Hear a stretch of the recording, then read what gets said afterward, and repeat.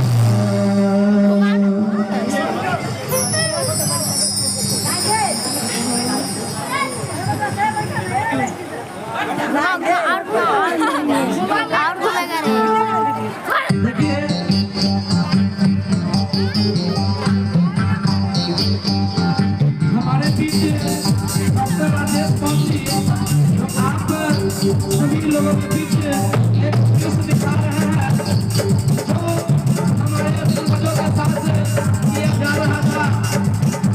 ये उन लोगों के लिए ये सबक है जो लोग कहते हैं कि आप जो कुछ भी है उन्हीं के कृपा से है, उनका ना किया तो कैसे होगा। देखिए हमारे समाज के बीच क्या हालत था, उसका किस लोग छप्पन लोग खड़े थे।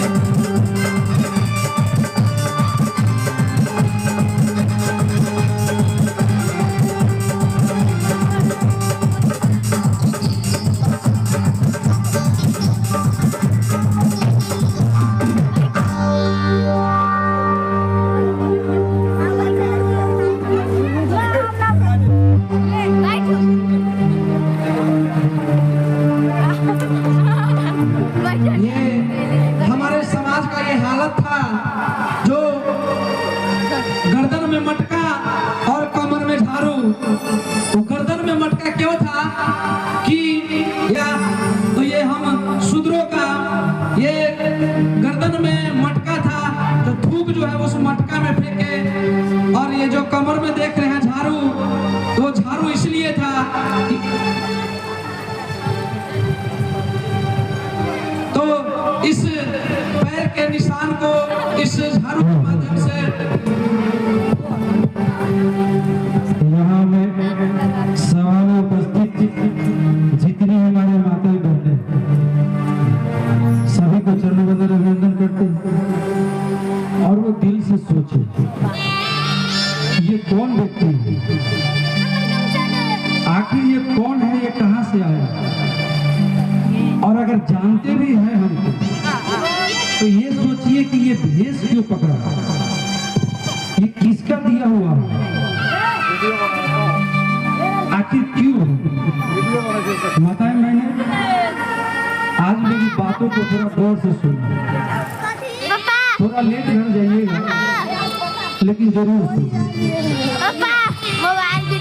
हम जो आज जींस में आए हैं, टाई में आए हैं, जूता में आए हैं, अच्छा अच्छा कपड़ा सूट वूट में आए हैं, तो हम तो आए, पर हमारे बाप दादा को कमर में झाड़ू क्यों था,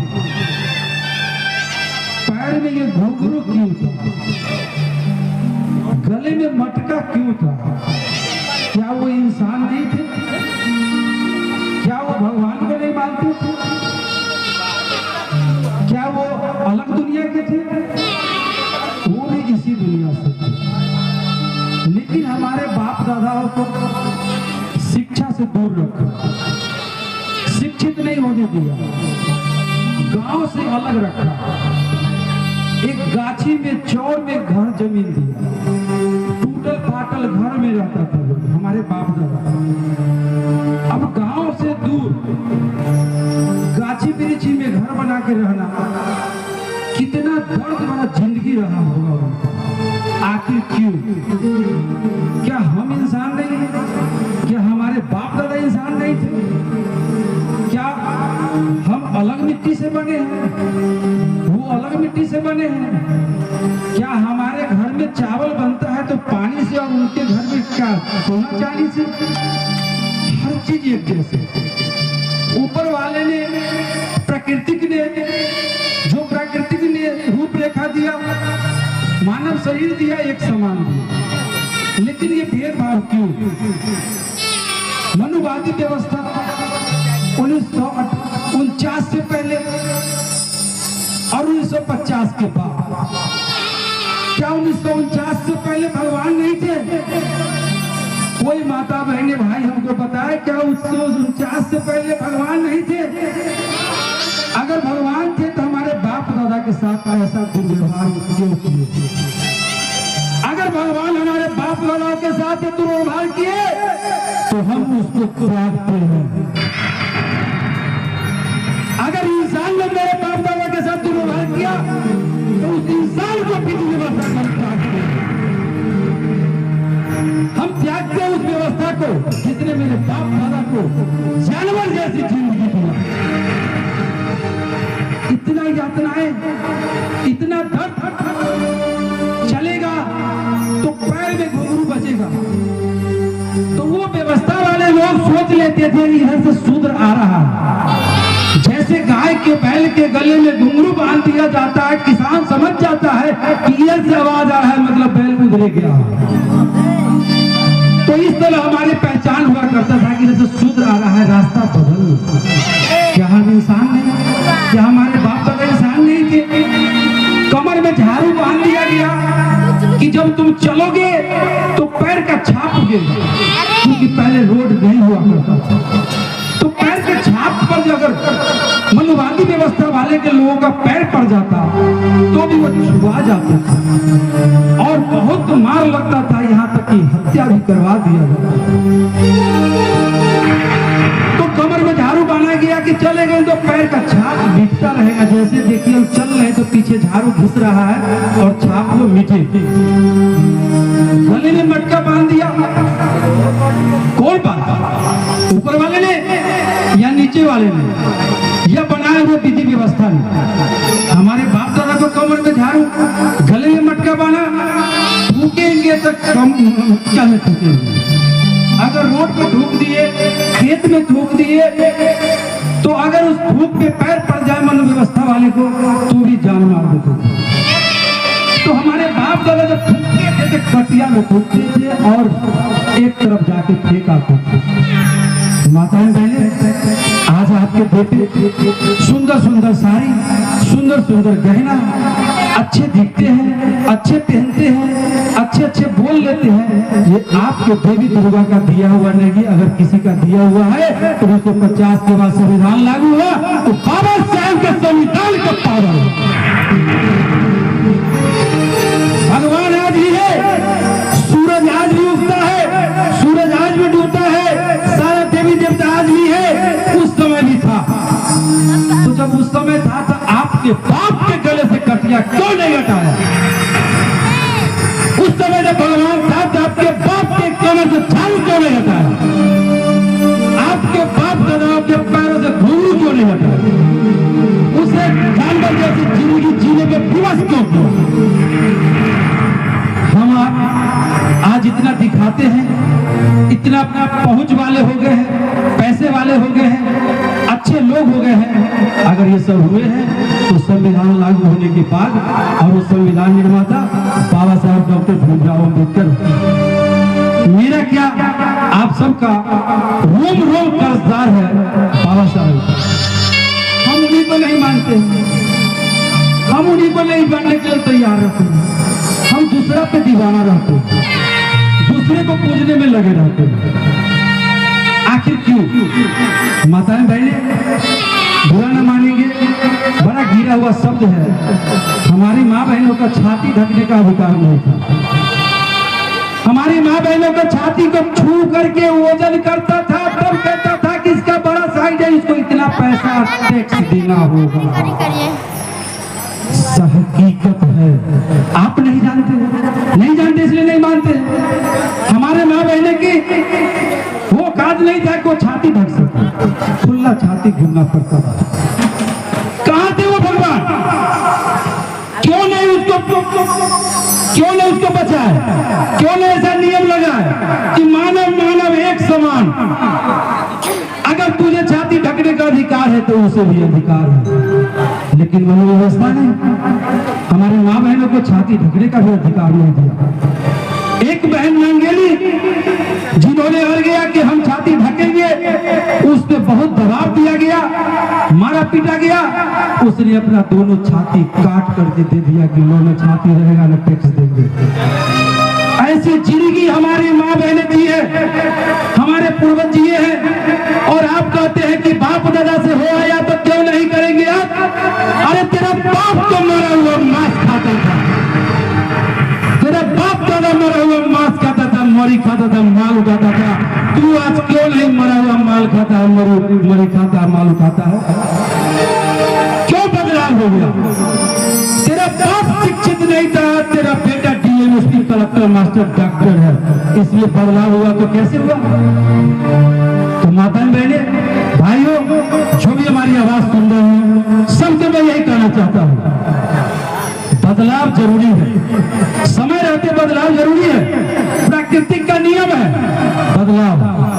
तो जब हम अच्छे कर्म, अच्छे कपड़ा पहन सकते हैं, अच्छे मोबाइल रख सकते हैं, अच्छे गाड़ी में चल सकते हैं, तो हम अपने बाबा साहेब और गौतम बुद्ध के विचार को क्यों नहीं पाल सकते? क्यों नहीं चले उनके विचारों पे? आज जो मेरा दशा है आपके सामने है, आपके बाप दादा के, आपके बाप के बाप के बाप का यही दादा था।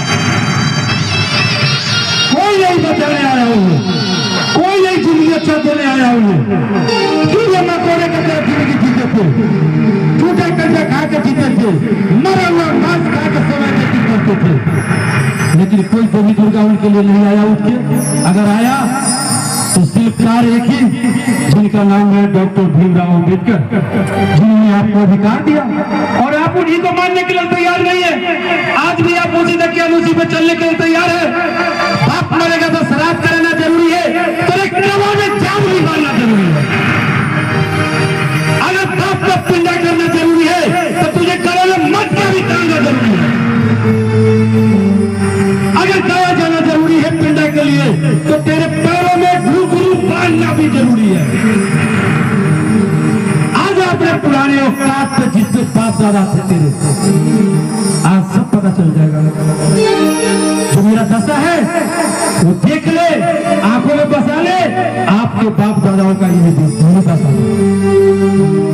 आज मुझे कटके टांगना पड़ा, झाड़ू बांधना पड़ा, घुंघरू बांधना पड़ा, मुझे कोई दिक्कत नहीं कि मैं आपके सामने ये भेज भी आऊं। मैं वैसा हूं, सामर्थ्यवान भी हूं कि आपके नजदीक आके भाषण न दूं, नाटक न करूं, न बोलूं तो भी मेरा जीवन चल जाएगा। लेकिन वो जीवन कुत्ता वाला हो जाएगा जो कुत्ता भी अपना जिंदगी पाल लेता है। लेकिन हम चाहते हैं कि मेरे समाज में जो खोतियां भरा हुआ है, जो पाखंड भरा हुआ है, जो अंधविश्वास भरा हुआ है, अंधविश्वास पे जी रहे हैं, ये दूर करें। इसके बाद भी अगर अपना समझना चाहते हैं तो जाए ना जहां जाना है, अंतिम में तो आएंगे वही जो सोटा पड़ेगा पिछवाड़ा पे, तो याद आएगा संविधान संविधान संविधान। कहाँ जाइएगा? 4 सोटा लगेगा तो मंदिर में जाइएगा, थाना में जाइएगा। थाना किसका बाप के चलता है? हमारे बाप के बाप जिसका नाम है भीमराव अम्बेडकर, जो लिखे संविधान। कानून मंत्री वही है और उन्हीं से देश चलता है। तो अब समय ज्यादा न लेते हुए 2 लाइन ही गाऊंगा। अपन को छोड़ के आप दूसरा पे आप लोग रहते हैं। अपन रहे और कीजिएगा आप क्या बताना चाहते हैं। अपन रहे बेगाना भइल, अपन रहे बेगाना भइल, बेसुराते दीवाना भयो बहुजन बेसुराते दीवाना भयो आपन रहे बेगाना भयो आपन रहे बेगाना भयो तन बेसुराते दीवाना भयो बहुजन बेसुराते दीवाना भयो।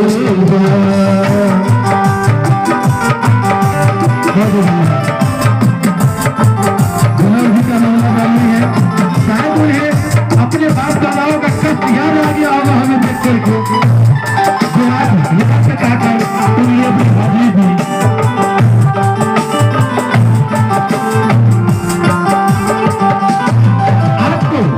आपको अधिकार दिया, आपको जीने का साधन दिया, जिसने आपको जानवर से इंसान बनाया उसको तो आप भूल गए, और जिसने आपको लतियाया, जिसने जुटियाया उस पे आप दीवाना हैं। इसीलिए कहा अपन रहे बेगाना बलूगा, अपन रहे बेगाना बलूगा बहुजन बेसुराते दीवाना बलूगा बहुजन बेसुराते दीवाना बलूगा।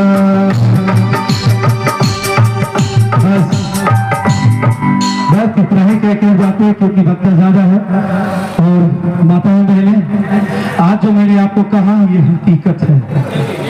यूट्यूब देखते हैं तो यूट्यूब पे देखिए राइजिंग फिल्म, बहुत मिलेगा और तब आपको बुझाएगा जो आप जो जाग करते हैं वो किसको जगाते हैं। अपना को जगाइए ना, अपना को जगाने के लिए कौन रोका है।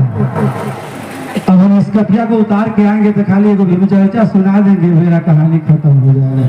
तो आज से आप लोग समझ जाएं कि करना क्या है, संविधान पढ़ना है। अरे माताओं बहनों, 9 दिन तुम नवरात्रि में किताब पढ़ती हो, पाठ करती हो, 9 पन्ना संविधान का 9 दिन पढ़ लो ना। अगर तुझे संविधान पढ़ने का मन नहीं है तो तेरे हिम्मत कलेजा में है तो तू 9 गो मनुस्मृति पढ़ लो, पढ़ना तेरा औकात पता चल जाएगा। अगर संविधान नहीं पढ़ सकते हो तो 9 पन्ना मनुस्मृति पढ़ लो, तेरा औकात पता चल जाएगा। नमो बुद्धाय, जय हिंद।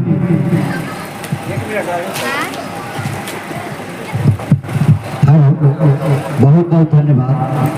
अभी अभी आप लोगों ने मानवर राजेश बौद्ध के तरफ से जो हमारे ऊपर बीता हुआ इतिहास है उसको सच्चाई आप लोगों के सामने पेश किया। मात्र 207 वर्ष पहले अपना देश में पेशवाई हुकूमत के हुक्म के शासन काल में हमारे समाज को यही स्थिति थी। और अभी ये बता रहे थे कि हमको जीन्स कोट पैंट जो मैं पहन के इससे पहले प्रस्तुत कर रहा था वो मुफ्त में नहीं मिली। बिल्कुल सही बात। मात्र 207 वर्ष पहले हमारे महार सैनिक 500 महार सैनिक रिद्धिनाथ और सिद्धिनाथ का नेतृत्व कर रहे थे और पेशवाई हुकूमत को 1818 1 जनवरी 1800 को लड़ाई लड़े और 28,000 पेशवाई सेना को रात भर में 12 घंटे में गाजन मूली की तरह काट के रख दिया और उसको पराजित किया। उसके एवज में ईस्ट इंडिया कंपनी ने आप लोगों को ये जिल्लत की जिंदगी खत्म करते हुए और सम्मान पूर्वक जिंदगी जीने का जो दिया आपको अधिकार वो ईस्ट इंडिया कंपनी ने दिया। आज पूना के भीमा कोरेगांव में जाएंगे तो वहाँ बहुत बड़ा विजय स्तंभ लगा हुआ है, उसमें हमारे जितने भी पूर्वज शहीद हुए हैं उसको विजय स्तंभ के नाम से जाना जाता है। वो जाने का चीज है, देखने का चीज है। 1 जनवरी को, प्रत्येक 1 जनवरी को बाबा साहब अम्बेडकर जब थे तो वहाँ जाके और अपने पूर्वजों को श्रद्धांजलि देकर आते थे। तो बहुत बड़ी इतिहास इन्होंने प्रस्तुत किया। बहुत बहुत धन्यवाद। तो इन्होंने इसीलिए आप लोगों के बीच में ये इतिहास प्रस्तुत किया कि जो भी रूढ़िवाद, पाखंडवाद, अंधविश्वास आप लोग ढो रहे उसको खत्म करिए। और जिस तरह से हम लोग हमारे समाज को जिल्लत की जिंदगी जीने के मजबूर किए, उससे उभरते हुए अपने बाल बच्चों को पढ़ाते हुए और जितने भी ब्राह्मणवाद, रूढ़िवाद व्यवस्था को जल्द से जल्द छोड़ने का काम करें और बाबा साहब के रास्ता अपनाएं। इसी से सामाजिक क्रांति होगा और आप लोग इस देश के हुक्मरान हो जाएंगे। धन्यवाद।